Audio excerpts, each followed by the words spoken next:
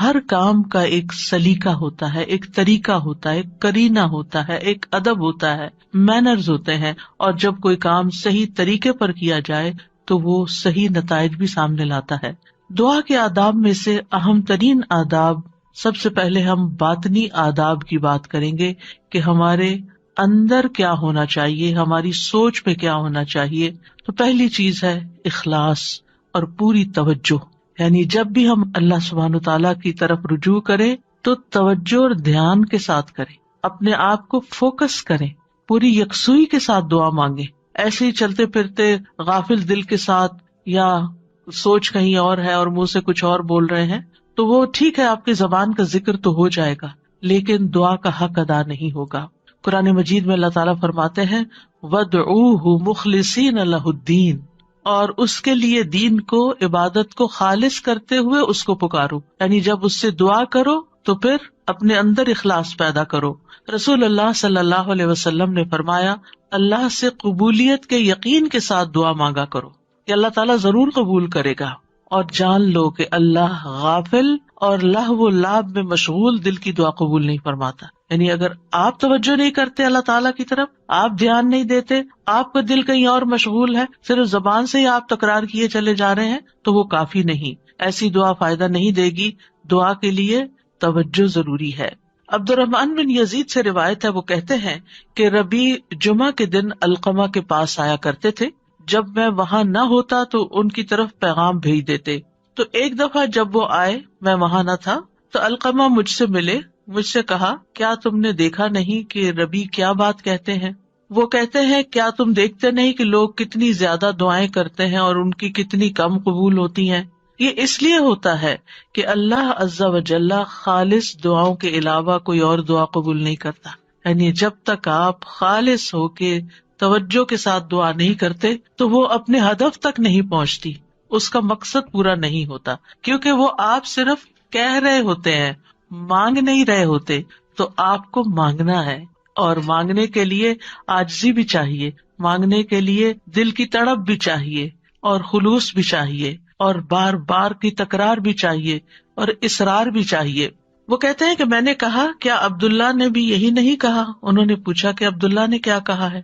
انہوں نے کہا کہ عبداللہ نے بیان کیا ہے کہ اللہ کسی لوگوں کو سنانے والے، یعنی جو شخص کسی کو سنانے کے لیے دعا کرتا ہے، ریاکار اور ہنسی مذاق سے دعا کرنے والے کی دعا قبول نہیں کرتا، صرف اس دعا کرنے والے کی دعا قبول کرتا ہے جس کے دل سے دعا نکلتی ہے، خلوص کے ساتھ دعا نکلتی ہے۔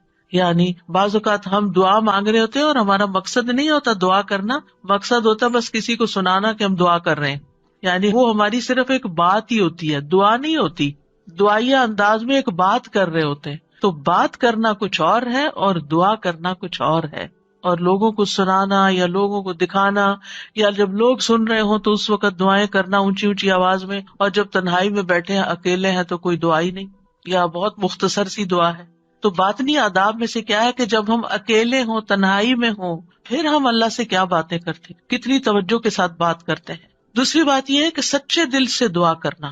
امام احمد بن حنبل رحمہ اللہ سے کہا گیا کہ ہمارے اور رحمان کے عرش کے درمیان کتنا فاصلہ ہے؟ سوال کیا کسی نے، یعنی کتنا فاصلہ یہاں سے عرش تک کا؟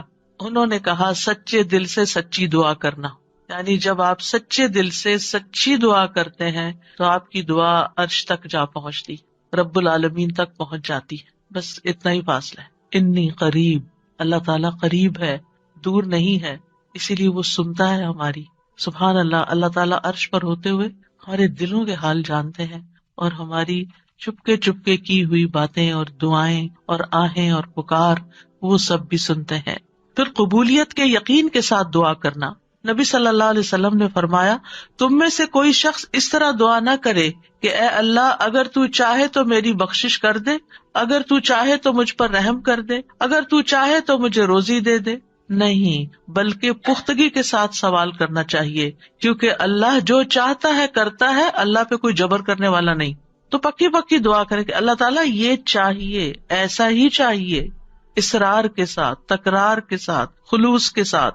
اور پھر قبولیت دعا کے بارے میں پریشان نہ ہو کہ ہم نے تو خلوص بھی اور تکرار، اصرار سب کچھ کر لیا، پھر بھی ہماری دعا قبول نہیں ہوئی۔ عمر بن خطاب کہتے ہیں میں دعا کی قبولیت کے بارے میں پریشان نہیں ہوتا بلکہ میں دعا کے بارے میں پریشان ہوتا ہوں.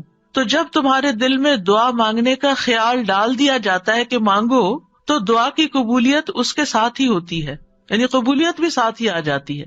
تو اس لیے قبولیت ہو جائے گی اگر تم نے مانگ لیا، اپنا فرض پورا کر لیا.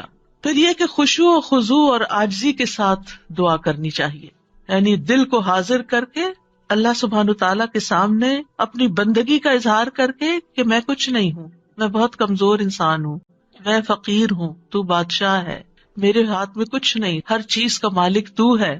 جب انسان اس طرح اپنی عاجزی کو ظاہر کر کے دعا کرتا ہے تو بھی دعا قبول ہوتی ہے. ابو موسیٰ اشعری کہتے ہیں ہم ایک سفر میں رسول اللہ صلی اللہ علیہ وسلم کے ساتھ تھے.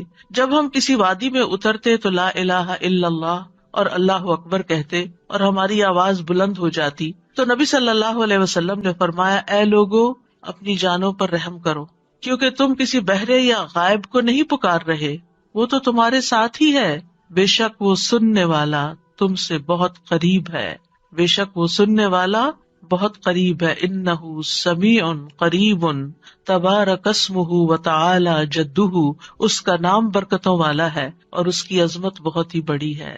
پھر یہ کہ اپنی بے بسی اور اللہ تعالیٰ کی نعمتوں کا اقرار کرتے ہوئے دعا کرنا. ہمیں زکریا علیہ السلام کے بارے میں پتہ چلتا ہے قرآن مجید سے کہ انہوں نے کہا قال ربی انی وہن العظم منی واشتعل الرأس شیبا ولم اکن بدعائک رب شقیا. اے رب میری ہڈیاں کمزور ہو گئی ہیں، میرا سر بڑھاپے سے بھڑک اٹھا ہے، بال سفید ہو گئے ہیں، اور اے میرے رب میں تجھ سے مانگ کر کبھی نامراد نہیں ہوا. یعنی میرے اینڈ پر کوئی چیز کام نہیں کر رہی لیکن تیرے اینڈ پہ سب کچھ کام کرتا ہے، لہذا میں ابھی بھی مایوس نہیں ہوں. دعا میں جب کچھ چیزیں جمع ہو جاتی ہیں تو پھر دعا قبولیت کا درجہ پاتی ہے، جس میں اللہ تعالیٰ کی بارگاہ میں اپنی کمزوری، اپنی محتاجگی، اپنی عاجزی کا اظہار کرنا، عاجزی اور انکساری، لاچاری اور بے بسی، پھر ساتھ ساتھ اللہ کی تعریف بھی کرنا. یعنی ایک طرف اپنی کمزوری کا ذکر کرنا، اللہ میں تو گناہ گار ہوں اور تو بخشنے والا ہے، اللہ میں تو اپنی جان پہ ظلم کرنے والا ہوں اور تو ہم پر مہربان ہے. یعنی ایک طرف اپنی کمزوری کا اظہار اور دوسری طرف اللہ کی رحمت اور اللہ تعالیٰ کی بہترین صفات کا اقرار، وہ ساتھ ساتھ چلے. پھر اس کی نعمتوں کا اقرار کہ اللہ تو نے مجھے یہ بھی نعمت دی میرے مانگے بغیر، تو نے مجھے یہ بھی عطا کر دیا میرے مانگے بغیر، تو مجھے یہ بھی عطا کر دے. یعنی پھر اپنی حاجت رکھے. یعنی اس سے دعا کے اندر ایک خوبصورتی پیدا ہو جاتی ہے. یعنی مانگنے والے کا جو انداز ہوتا ہے اس پر بھی بہت ڈپینڈ کرتا ہے. اب دیکھیں ایک شخص آپ کے پاس آتا ہے اور روڈلی بات کرتا ہے اور اپنی کوئی ضرورت بتاتا ہے، آپ کیا کریں گے؟ ٹھہر جاؤ، کرتے ہیں تو ہماری خبر لیتے ہیں. آپ شاید کر بھی لیں کچھ اس کے لیے لیکن اس محبت سے نہیں. ایک شخص آتا ہے، وہ بڑی محبت سے آپ سے بات کرتا ہے، آپ کے احسانات کا ذکر کرتا ہے، آپ کی کوئی تعریف کر دیتا ہے اور اس کے بعد اپنی کوئی ضرورت رکھتا ہے تو آپ اپنی وسعت سے بڑھ کے بھی شاید اس کی مدد کرتے. تو جب بندے اور بندے کے بیچ میں یہ معاملہ ہے تو جو اصل بادشاہ ہے اس کا کتنا حق بنتا ہے کہ ہم اس کی نعمتوں کا اقرار کریں، اس کی تعریف کریں اور سچے دل سے اس کی حمد و ثنا بیان کریں. اور پھر خاص طور پر یہ کہ انسان اپنے گناہوں کا اعتراف کرے کہ یا اللہ میں گناہ گار ہوں. ایک تو ہوتا نا جو اوپر اوپر سے ہم کہتے رہتے ہیں ہم تو بڑے گناہ گار ہیں، وہ والا گناہ گار نہیں، جو اصلی والا اپنے کسی گناہ کو یاد کر لیں، یا اللہ مجھ سے یہ بھی زیادتی ہوئی ہے، میرے منہ سے یہ لفظ نکل گئے تھے، فلاں شخص کو میں نے ہرٹ کر دیا تھا، یا اللہ میری نماز لیٹ ہو گئی تھی، مجھے قرآن بھی صحیح نہیں پڑھنا آتا، میں نے پتہ نہیں اور کون سی غلطیاں کی ہیں جو مجھ سے زیادہ تو جانتا ہے، میں تو کر کے بھی بھول چکی ہوں لیکن تو معاف کرنے والا ہے. حضرت سلیمان علیہ السلام نے کیا کیا تھا؟ رب اغفر لی وہب لی ملکا لا ينبغی لأحد من بعدی، اے میرے رب مجھے بخش دے. پہلے اپنی بخشش مانگی، گناہوں کا اعتراف کیا اور پھر اس کے بعد مجھے ایسی بادشاہت عطا کر جو میرے بعد کسی اور کے لیے نہ ہو. تو یہ اقرار بڑا ضروری ہے. فاعترفت بذنبی، اللہ میں اپنے گناہوں کا اعتراف کرتا ہوں. اور پھر آپ دیکھیے گڑ گڑا کے دعا مانگنی چاہیے، تضرعا وخفیہ. سورۃ الاعراف میں آتا ہے ادعوا ربکم تضرعا وخفیہ انہ لا يحب المعتدین. اپنے رب کو گڑ گڑا کے اور خفیہ خفیہ چپ کے پکارو، بے شک وہ حد سے بڑھنے والوں سے محبت نہیں کرتا. یعنی حد سے بڑھنا کیا ہے کہ بہت چیخ چلا کے دعا کرنا، یا پھر یہ کہ انسان وہ چیزیں مانگنے لگے کہ جو اس کو زیب نہیں دیتی، تضرع جو ہوتا ہے اس میں رونا بھی شامل ہوتا ہے، اپنی عاجزی اور انکساری کا اظہار بھی ہوتا ہے، اور اصرار بھی ہوتا ہے. تضرع گڑ گڑانے کے معنوں میں یہ ساری چیزیں شامل ہیں. یعنی انسان اس طرح اپنے آپ کو اپنے رب کے سامنے بے بس پیش کرے اور اس کے الفاظ ایسے ہوں کہ اس کے اندر سے دل کی ساری خرابیاں نکل جائیں.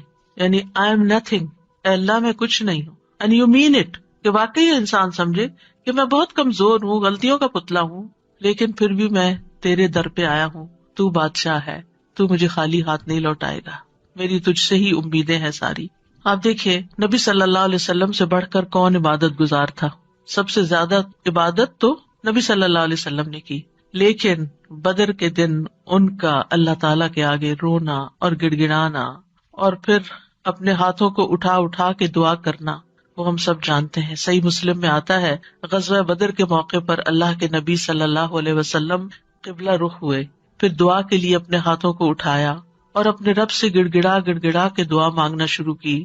اللہم انجز لی ما وعدتنی، اللہم آتی ما وعدتنی، اللہم ان تہلک ہذہ العصابۃ من اہل الاسلام لا تعبد فی الارض. اے اللہ میرے لیے اپنے کیے ہوئے وعدے کو پورا فرما، اے اللہ اپنے وعدے کے مطابق معاملہ فرما. اے اللہ اگر اہل اسلام کی یہ جماعت ہلاک ہو گئی تو زمین پر تیری عبادت نہ کی جائے گی. اور یہ صرف ایک دفعہ جملہ نہیں انہوں نے بولا، بار بار یہی کہتے تھے، اللہ اپنے وعدوں کو پورا کر دے، اللہ اپنے وعدے پورے کر دے. آپ صلی اللہ علیہ وسلم برابر اپنے رب سے اپنے ہاتھ دراز کیے ہوئے، ہاتھ اٹھا کے قبلے کی طرف منہ کر کے دعا مانگتے رہے، یہاں تک کہ آپ کی چادر آپ کے شانے سے گر پڑی. یعنی کندھے پہ جو چادر اڑی تھی وہ نیچے گر گئی، یعنی اتنا ہاتھ اٹھایا کہ وہ چادر بھی گر گئی. بس ابو بکر رضی اللہ عنہ آپ کی طرف آئے، آپ کی چادر کو اٹھایا، اسے آپ کے کندھے پہ ڈالا، پھر آپ کے پیچھے سے آپ کو لپٹ گئے اور عرض کیا، اللہ کے نبی آپ کی اپنے رب سے دعا کافی ہو چکی، ان قریب وہ آپ سے کیے ہوئے اپنے وعدے کو پورا فرمائے گا. اگر ہم سے کسی نے وعدہ کیا ہو کہ میں تمہارا یہ کام کر دوں گا، اگر ہم سے اللہ نے وعدہ کیا ہو کوئی کہ یہ ہو جائے گا، تو پھر اس کے بعد ہماری دعائیں کتنی ہوں گی؟ ہم تو دعا ہی نہیں کریں گے، ہم کہیں گے وہ تو آلریڈی کانٹریکٹ ہو چکا ہے، وعدہ ہو چکا ہے، اب تو ہو ہی جائے گا نا، بس ہو ہی جائے گا، اب کیا فکر، اب ٹکٹ لے لی ہے، ویزا لگ گیا ہے، اب تو عمرے پہ جانا پکا ہو گیا، ہو ہی جائے گا. نہیں، یہ ٹکٹ اور ویزا نہیں لے کے جاتا آپ کو، یہ اللہ کا اذن، اللہ کی طرف سے رحمت، اللہ کی طرف سے عنایت آپ کو لے کے جاتی ہے. اور جب تک آپ اس کے گھر تک پہنچ نہیں جاتے، مسلسل دعا کرتے رہیں، مانگ مانگ کے اللہ سے نیکیوں کے موقع لیتے رہیں. کسی بھی موقع پر کوئی بھی نیکی کا کام کرنا ہو، اب مثلا نماز پڑھنے جا رہے ہیں آپ، تو آپ اللہ تعالیٰ سے دعا کریں، اللہ تعالیٰ نماز تو پڑھنے جا رہی، خوشبو آپ نے ڈالنا ہے، میرا دل آپ نے لگانا ہے، میرے لیے اس نماز کو آنکھوں کی ٹھنڈک آپ نے بنانا ہے، اس نماز میں میری محبت آپ نے ڈالنی ہے. کیونکہ نیکی کے کام بھی فار گرانٹیڈ نہ لیا کریں کہ ہاں ہو جائیں گے، بس یہ تو فرض ہے نا، ادا کر لیں گے، وضو کر لیا نا، جانماز بچ لی، کیا مشکل ہے، میں چلی جاؤں گی. نہیں، وہاں تک جانے کی توفیق بھی اللہ دیتا ہے، اور اچھا سا کام کرنے کی توفیق بھی اللہ تعالیٰ ہی دیتا ہے. اس لیے اس سے مانگتے رہے، چھوٹی چھوٹی چیزیں، یعنی جو بھی کام کرتے رہے، کھانا پکانے جا رہے ہیں تو دعا کریں یا اللہ بہت اچھا سا بن جائے. کوئی بھی کام، کسی سے کوئی ڈیل کرنے جا رہے ہیں، بازار جا رہے ہیں، کچھ خرید رہے ہیں، کچھ بھی کر رہے ہیں، تو دل دل میں اللہ تعالیٰ کو پکارتے رہیں، اللہ تعالیٰ سے کنیکشن ڈیولپ کریں، اللہ تعالیٰ سے راز و نیاز کیا کریں، اللہ تعالیٰ کو اپنے دل کے قریب محسوس کیا کریں. قریب و مجیب، وہ قریب بھی ہے، جواب بھی دیتا ہے، دعائیں قبول کرتا ہے. اور پھر چپ کے یہ جو دعاؤں کی قسمیں جو میں نے ذکر کی ہیں ابھی، یہ ساری خفیہ دعائیں، دل دل میں، دائیں بائیں کسی کو نہیں پتا آپ کیا کر رہے ہیں، لیکن مانگتے چلے جائیں. زکریا علیہ السلام کے بارے میں اللہ تعالیٰ نے خاص طور پہ فرمایا، ذکر رحمت ربک عبدہ زکریا اذ نادى ربہ نداء خفیا. یہ آپ کے رب کی اس رحمت کا ذکر ہے جو اس نے اپنے بندے زکریا پر کی جب اس نے اپنے رب کو چپ کے پکارا. چپ کے کسی کو نہیں پتا کیا مانگ رہے ہیں. اللہ تعالیٰ نے قرآن میں کھول دیا کیا مانگا، کیسے مانگا، سب کچھ ہمیں بتا دیا، وہ اپنے رب کو بتا رہے تھے. تو انسان کو چاہیے کہ پوشیدہ دعائیں بھی کرے، کیونکہ اللہ تعالیٰ کو یہ پسند ہے. اللہ سے وہی انسان تنہائی اور علیحدگی میں سرگوشی کرتا ہے جس کو یہ یقین ہو کہ اللہ تعالیٰ اس کے بہت قریب ہے. حسن بن ابی حسن کہتے ہیں کہ ہم نے اپنے زمانے میں ایسے لوگ پائے جو اپنے نیک اعمال میں سے جس عمل کو مخفی رکھنے پر قدرت رکھتے، اس کو اتنا مخفی رکھتے کہ کسی کو پتہ نہیں چلتا تھا، چھپا چھپا کے عمل کیا کرتے تھے، اور دعا بھی اس میں سے ایک ہے. یعنی آپ دعا کریں چپ کے چھپا چھپا کے، صرف اپنے رب کے ساتھ شیئر کریں. آپ دیکھیں آپ اپنے سیکریٹس کس کے ساتھ شیئر کرتے ہیں؟ جس سے آپ کو سب سے زیادہ محبت ہوتی ہے، جو آپ کے سب سے زیادہ قریب ہوتا ہے، صرف فزیکلی نہیں، جو آپ کے دل کے قریب ہوتا ہے. تو اللہ سے بڑھ کر ہمارے دل کے قریب کون ہو سکتا ہے؟ اور اللہ سے بڑھ کر ہمیں محبت کس سے ہونی چاہیے؟ سب سے زیادہ محبت بھی اسی سے، اور سب سے زیادہ قربت کا احساس بھی اسی کے ساتھ، اور پھر سب سے زیادہ راز و نیاز بھی اسی کے ساتھ، مناجات بھی اسی کے ساتھ. تو جب انسان چپ کے دعا کرتا ہے تو اس کے بہت سے فائدے ہوتے ہیں. ایک تو انسان کے ایمان میں اضافہ ہوتا ہے کہ اللہ تعالیٰ خفیہ دعا سنتا ہے. دوسرا یہ ہے کہ اللہ سبحانہ وتعالیٰ رب کائنات ہے، بادشاہ ہے. کسی بادشاہ کے دربار میں جا کے آپ کیسے بات کرتے ہیں؟ کس ٹون کے ساتھ، کتنا لاؤڈ؟ کبھی کسی کو دیکھا کہ کسی ڈگنیٹری کے پاس جا کے چیخ چلا کے بات کر رہا ہو؟ اللہ سبحانہ وتعالیٰ کے سامنے تو ہمارا ادب اور احترام اور بھی زیادہ ہونا چاہیے. یعنی اللہ سے محبت کا مطلب یہ نہیں کہ ہم پھر اللہ تعالیٰ سے ایسے باتیں کریں جیسے کسی بچے سے باتیں کر رہے ہیں، جیسے اپنے بچوں سے لاڈ کر رہے تھے، ایسے تھوڑی. ادب، احترام. پھر آپ دیکھیے کہ جب انسان چپ کے اور ادب احترام کے ساتھ بات کرتا ہے تو اس میں اخلاص بھی زیادہ ممکن ہوتا ہے. تو یہ چند آداب تھے، باطنی آداب. اب ظاہری آداب. ظاہری آداب میں آپ دعا تو کبھی بھی کہیں بھی مانگ سکتے ہیں، وضو ہو یا نہ ہو. لیکن اگر آپ کی کوئی خاص دعا ہے، کوئی خاص حاجت ہے، کوئی خاص بات ہے، تو پھر آپ باوضو ہو کے، پاک صاف ہو کے اللہ تعالیٰ کی حضور فارملی بیٹھ کے نماز پڑھ کے پھر خاص طرح دعا کریں. یعنی یہ مستحب عمل ہے، فرض نہیں ہے، لازم نہیں ہے. کیونکہ آپ دیکھیے کہ جب انسان باوضو ہوتا ہے نا تو اس کی کیفیت اور ہوتی ہے.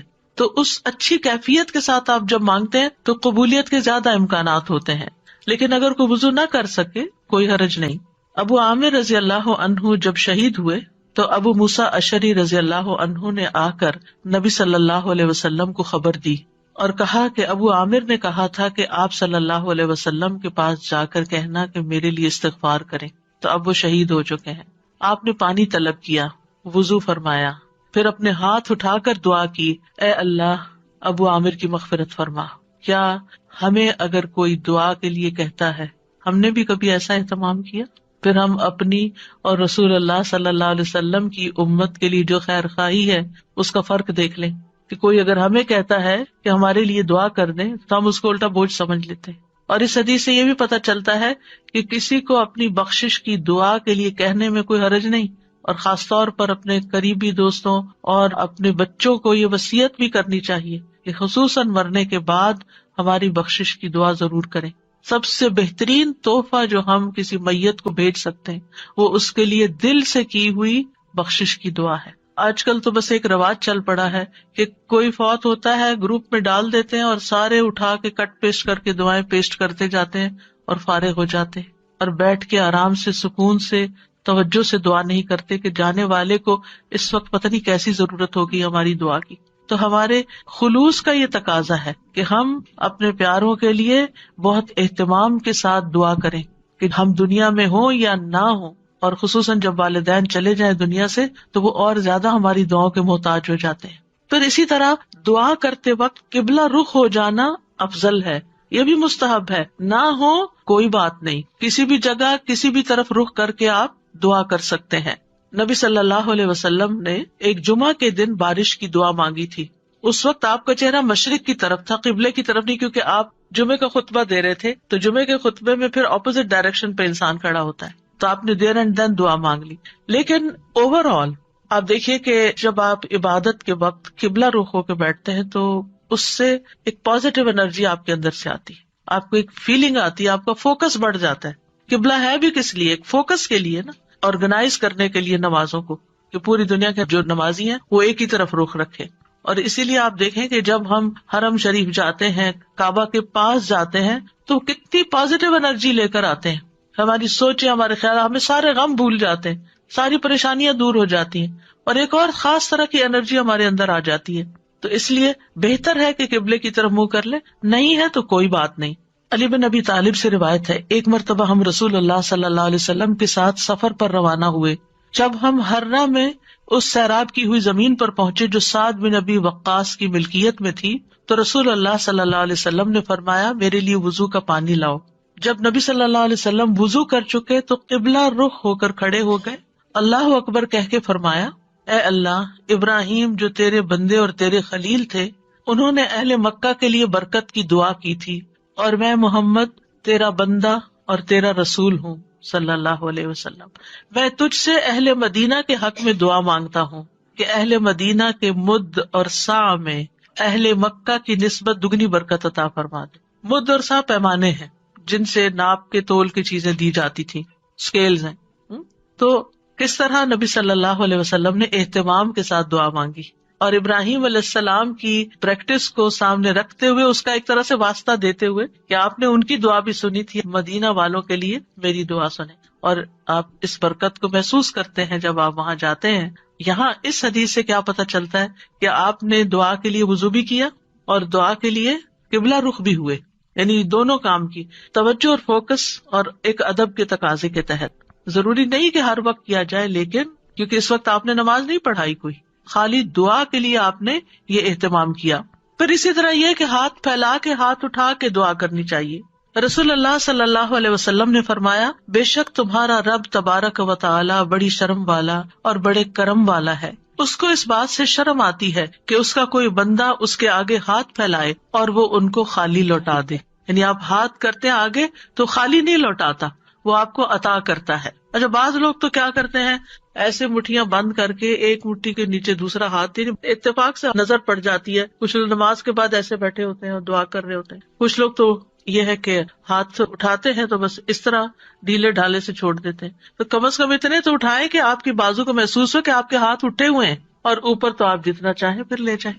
پھر اسی طرح ایک اور روایت میں ہے، رسول اللہ صلی اللہ علیہ وسلم نے فرمایا، جب تم اللہ سے سوال کرو تو اپنے ہاتھوں کی ہتھیلیوں کے ساتھ مانگا کرو، ہاتھ پھیلایا کرو، ہاتھوں کی پشت سے نہیں مانگو، الٹے ہاتھ سے نہیں دعا کرنی کہ آپ کے ہاتھ نیچے کی طرف ہوں، یعنی ہتھیلی اندر ہو، جیسے کوئی چیز کسی سے مانگتے ہیں یہ لیتے ہیں، ایسے لینے والے انداز میں۔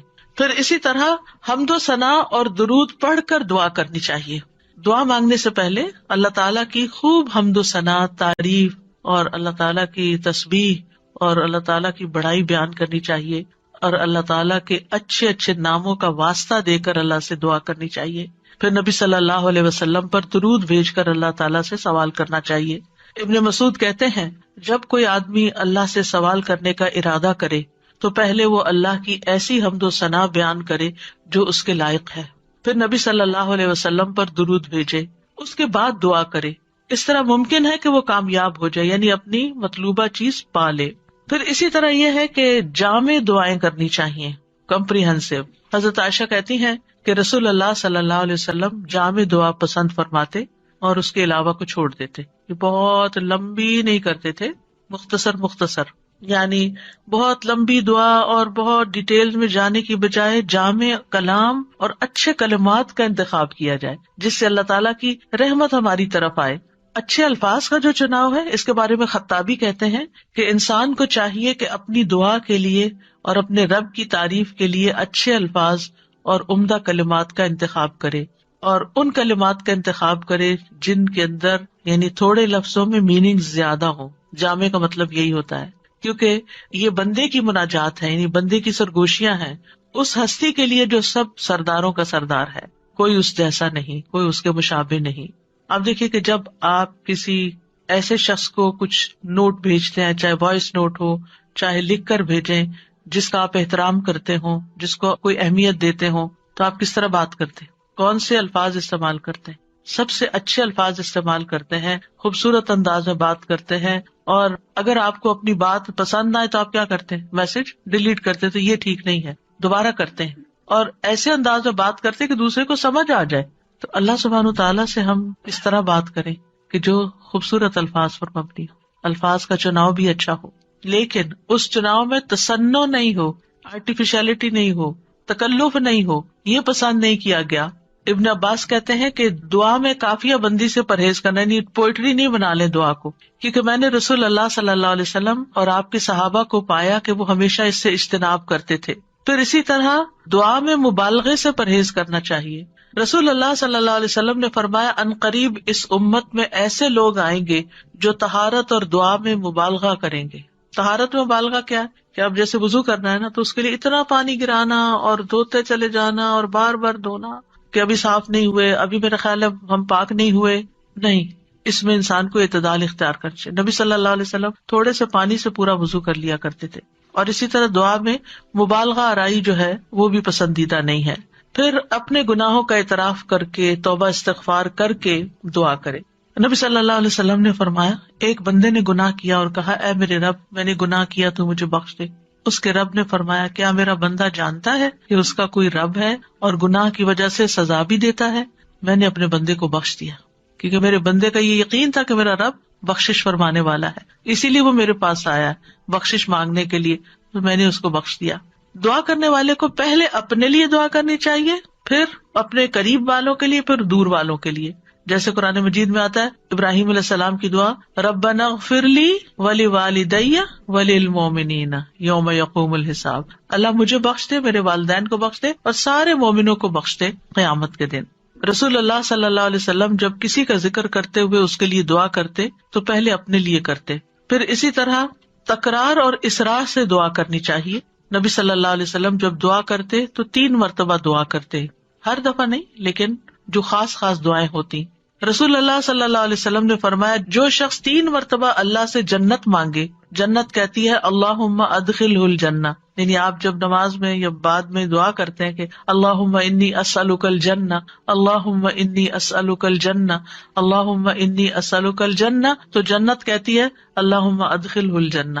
پھر اسی طرح جو بھی ضرورت ہو اس کے لیے صرف 1-8 دفعہ دعا کر کے چھوڑ نہ دی جائے بلکہ کثرت سے مانگتے رہیں. ابو درداء کہتے ہیں جو کثرت سے دروازہ کھٹکھٹاتا ہے قریب ہے اس کے لیے کھول دیا جائے, جو کثرت سے دعا مانگتا ہے قریب ہے کہ اس کی دعا قبول کر لی جائے. پھر اسی طرح پوری کوشش لگا دینی چاہیے, اللہ کی رحمت سے مایوس نہیں ہونا چاہیے. یہ نہیں کہنا چاہیے کہ 20 سال ہو گئے یہ دعا کرتے ہوئے ابھی تک قبول نہیں ہوئی, نہیں, مانگتے رہیں. ہر دعا کی قبولیت کا ایک وقت ہے. یعقوب علیہ السلام کی دعا کتنے سالوں میں جا کے قبول ہوئی, بعض کہتے ہیں 40 سال بعد, اس سے بھی زیادہ بتاتے ہیں. اسی طرح ابراہیم علیہ السلام کی جو دعا نبی صلی اللہ علیہ وسلم کے بارے میں تھی کئی ہزار سال کے بعد وہ قبول ہوئی. پھر اسی طرح باقی پیغمبروں کی بھی جو دعائیں ہیں, یعنی ہم دیکھتے ہیں دونوں طرح سے معاملات ہیں, فوری طور پر بھی اور تاخیر سے بھی, کیونکہ یہ اللہ تعالیٰ کو پتا ہے کہ ہمارے لیے کیا بہتر ہے. کیونکہ بعض اوقات اگر ہماری کوئی دعا فوری قبول ہو جائے تو ہو سکتا ہے کہ وہ ہمارے لیے نقصان دہ ہو جائے. پھر حلال روزی کا اہتمام کرنا. نبی صلی اللہ علیہ وسلم نے ایک شخص کا ذکر کیا جو طویل سفر کرتا ہے, پریشان ہے اور اس کے بال خاک آلود ہو رہے ہیں. وہ اپنے ہاتھ آسمان کی طرف پھیلا کر کہتا ہے اے رب اے رب, حالانکہ اس کا کھانا حرام, اس کا پینا حرام, اس کا پہننا سب حرام چیزوں سے ہے, اسے حرام ہی سے خوراک دی گئی, پھر اس کی دعا کیسے قبول ہو؟ اس کا یہ مطلب نہیں کہ اگر انسان سے اتنے گناہ ہو چکے ہیں یا وہ حرام کام کرتا رہا ہے تو اب دعا ہی نہ کرے, نہیں, پھر بھی دعا کرے اور اس غلطی کا اعتراف کر کے پھر اللہ سے مانگے تو انشاءاللہ اس کی دعا بھی قبول ہوگی. پھر اسی طرح جب انسان خوشحالی کی حالت میں ہو, آسودگی ہو, سب کچھ ہے, پھر بھی دعائیں مانگے کہ اللہ ان نعمتوں کو برقرار رکھنا, اور خاص طور پر آخرت کی مانگتا رہے. رسول اللہ صلی اللہ علیہ وسلم نے فرمایا جو شخص چاہتا ہو کہ اللہ خوشی اور غم کے وقت اس کی دعا قبول کر لے تو اسے چاہیے کہ وہ خوشحالی اور آسودگی میں بکثرت دعا کرے. پھر یہ ہے کہ بد دعا نہ کی جائے, نہ اپنے لیے نہ اپنے اہل و عیال کے لیے. وہ آتا ہے نا کہ وَيَدْعُ الْإِنسَانُ بِالشَّرِّ دُعَاءَهُ بِالْخَيْرِ وَكَانَ الْإِنسَانُ عَجُولًا, اور انسان برائی کی اسی طرح دعا کرتا ہے جیسے وہ بھلائی کی دعا کرتا ہے, یعنی بد دعا کر لیتا ہے اپنے لیے, اور انسان بہت جلد باز ہے. رسول اللہ صلی اللہ علیہ وسلم نے فرمایا اپنے اوپر بد دعا نہ کرو, نہ اپنی اولاد پر بد دعا کرو, نہ اپنے خادموں پر بد دعا کرو, نہ اپنے مال پر بد دعا کرو. کہیں ایسا نہ ہو کہ قبولیت کی گھڑی ہو جس میں اللہ تعالیٰ سے کچھ مانگا جائے اور وہ قبول کر لے, کیونکہ بعض اوقات انسان غصے میں آ کے, بعض اوقات ہرٹ ہو کے زبان سے کوئی ایسے الفاظ نکال دیتا ہے, جیسے بچوں کے بارے میں بعض اوقات غصہ آتا ہے انسان کو تو پھر بہت شدید بعض اوقات وہ پریشان کرتے ہیں. تو ایسی صورت میں زبان پہ آتے آتے بعض اوقات کچھ لفظ رک جاتے ہیں, تو اس میں ان کی ہدایت کی دعا مانگنی چاہیے. ایک بات یاد رکھیے کہ جب انسان اپنے پورے جذبات میں ہوتا ہے نا, چاہے وہ غصہ ہو, غم ہو, خوشی ہو, ایکسائٹمنٹ ہو, کچھ بھی ہو, اس وقت انسان بڑے دل سے دعا کرتا ہے. ان گھڑیوں کو کیش کرے, کہ عام طور پر تم ڈھیلے ڈھیلے ٹھنڈے ٹھنڈے دعائیں مانگ رہے ہوتے ہیں نا، کوشش کر کر کے فوکس کر رہے ہوتے ہیں، لیکن جس وقت ہم سخت پریشان ہوتے ہیں یا سخت ضرورت پڑ جاتی ہے، کچھ کھو جاتا ہے، کچھ ہو جاتا ہے ایسا کہ جو ہمارے اوپر بہت گراں گزرتا ہے، تو ہم ہل جاتے ہیں. وہ جو ہلنا ہے نا، اس وقت آپ اپنے رب کو بہت شدت سے پکاریں، تو وہ شدت جو ہے وہ انشاءاللہ فائدہ دے گی. یعنی اپنے آپ کو ڈائیورٹ کر لیں، بجائے غصہ لوگوں پہ نکالنے کے اور غلط باتیں کرنے کے کہ جو پلٹ کے اپنے اوپر ہی آئے. کیونکہ اگر آپ کسی کو بھی بد دعا دیتے ہیں اور وہ اس کا اہل نہیں، وہ واپس آپ پر ہی آ جائے گی. تو اس لیے بہت احتیاط کی ضرورت ہے. تو چینلائز کر لیں اپنے غصے کو، چینلائز کر لیں اپنے غم کو، چینلائز کر لیں اپنی انتہائی ایکسائٹمنٹ کو. اس طرح پھر انسان کے اندر سے دعا نکلتی ہے، آنسو بھی آ جاتے ہیں اور انسان اللہ تعالیٰ کو اپنے قریب محسوس کرتا ہے. پھر اسی طرح گناہ یا قطع رحمی کی دعا نہیں کرنی چاہیے. یعنی گناہ تو یہ ہے کہ انسان کسی غلط کام کا سودا کر رہا ہے اور اس کے لیے دعا کرے اور آپ سے بھی کہے کہ آپ دعا کریں، حالانکہ وہ غلط کام کرنے چاہ رہا ہے، تو اس کے لیے دعا نہیں کرنی چاہیے. دوسرا یہ ہے کہ قطع رحمی نہ ہو. قطع رحمی کیا ہوتی ہے کہ مثلاً کوئی کہے اپنے کسی بچے کے بارے میں یا اللہ اس کو میری آنکھوں سے دور کر دے، اس قسم کی دعائیں نہیں کرنی چاہیے، یہ بددعا میں شامل ہو جاتی ہے. اور جلد بازی نہیں کرنی چاہیے کہ بس فوراً ابھی قبول ہونی تو میں تو آئندہ دعا نہیں کروں گی. اب آپ دیکھیے کہ دعا کے معاملے میں ایک اور چیز بھی ہے، اور وہ ہے دعا میں وسیلہ اختیار کرنا. تو دعا میں کچھ وسیلے جائز ہیں، کچھ جائز نہیں. جائز وسیلے کیا ہیں؟ نمبر 1، اسماء حسنی کو وسیلہ بنا کے دعا کرنا. قرآن مجید میں آتا ہے وَلِلَّهِ الْأَسْمَاءُ الْحُسْنَى فَادْعُوهُ بِهَا، اور سب اچھے نام اللہ ہی کے ہیں، سو اسے ان کے ساتھ پکارو، اچھے ناموں کے ساتھ. مثلا ہم یہ کہیں کہ یا حی یا قیوم برحمتک استغیث، اب یہاں اللہ کے ناموں کو وسیلہ بنایا اور رحمت مانگی. یا ذا الجلال والاکرام، یا من بیدہ ملکوت السماوات والارض، یا رب ربنا، یا رب العالمین، یا ارحم الراحمین، یا اللہ یا رحمان یا رحیم، یا اللہ یا کریم، یا وہاب. رزق مانگنا تو یا رزاق. اس طرح اللہ تعالیٰ کے ناموں کو وسیلہ بنا کے آپ دعا کر سکتے ہیں. کچھ تو وہ نام ہیں جن میں اسم اعظم بھی ہے، اور نبی صلی اللہ علیہ وسلم نے ان ناموں کے ساتھ دعا کی ہے جو مشہور یا حی یا قیوم وغیرہ. لیکن یہ ہے کہ چونکہ ایک عمومی ہدایت ہے کہ اللہ کے ناموں کے ساتھ دعا کی جائے، تو کسی بھی نام کو جو آپ کو بہت اچھا لگتا ہے، اللہ تعالیٰ کی کوئی بھی پیاری صفت، اس کے ساتھ اللہ کو پکار کے آپ اللہ تعالیٰ سے دعا کریں. کیونکہ یہ بھی ایک محبت کا اظہار ہوتا ہے نا، جس سے آپ محبت کرتے ہیں اس کے آپ ہر نام سے ہی پیار کرتے ہیں، بلکہ نئے نئے نام رکھتے رہتے ہیں. یا قریب یا مجیب بھی کہہ سکتے ہیں. پھر فرشتے بھی آپ دیکھیں کہ اللہ کے ناموں کو وسیلہ بنا کر دعا کرتے ہیں. الذین یحملون العرش ومن حولہ یسبحون بحمد ربہم ویؤمنون بہ ویستغفرون للذین آمنوا. کیا کہتے ہیں؟ ربنا وسعت کل شیء رحمتا وعلما، اے ہمارے رب تو نے ہر چیز کو اپنی رحمت اور علم سے گھیر رکھا ہے. تو یہ اللہ کے ناموں کو وسیلہ بنا رہے ہیں ایک طرح سے. اس کے بعد کہتے ہیں فاغفر للذین تابوا، اللہ جو توبہ کرتے ہیں، واتبعوا سبیلک، کہ تیرے رستے پہ چلتے ہیں، ان کو بخش دے. وقہم عذاب الجحیم، اور انہیں جہنم کے عذاب سے بچا لے. انبیاء علیہ السلام بھی اللہ کے ناموں کا وسیلہ اختیار کرتے ہیں. حضرت سلیمان نے عرض کیا تھا قال رب اغفر لی وہب لی ملکا لا ينبغی لأحد من بعدی انک انت الوہاب. تو بہت عطا کرنے والا ہے، تو مجھے بھی عطا کر. پھر اسی طرح یوسف علیہ السلام نے دعا کی تھی رب قد آتیتنی من الملک وعلمتنی من تأویل الاحادیث فاطر السماوات والارض انت ولی فی الدنیا والآخرہ توفنی مسلما والحقنی بالصالحین. تو یہاں پر فاطر السماوات والارض یہ اللہ تعالیٰ کے نام لیا گیا ہے.